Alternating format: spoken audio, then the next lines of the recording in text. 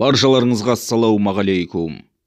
Алматы қаласында бас прокуратураның ескертуіне қарамай, мәжіліс пен мәслихат сайлауының қорытындысына қарсы рұқсат етілмеген митинг өтіп жатыр. Алматыдағы республика алаңында мәжіліс пен мәслихат сайлауындағы заңсыздықтарды бетке басып айтып көшеге шыққан белсенді азаматтар қарасы көбейді. Олардың арасында елге танымал Ырысбек Сәрсенбай, Инга Иманбай, Мұхтар Тайжан, Санжар Боқаев сынды азаматтар да бар. Сайлау туралы, бейбіт жиындар туралы және саяси партиялар туралы заңдарға өзгертулер енгізуді талап етеміз деген алаңға жиналғандар ел билігіне өздерінің наразылықтарын білдірді.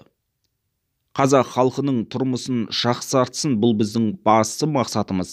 Қаңтар оқиғасына қатысушылар Әйгерім Тілеужан мен Қалас Нұрпейісовке бостандық талап етеміз. Халық үшін көшеге шыққандарға бостандық, біз бостандықты талап етеміз деді алаңға жиналғандар.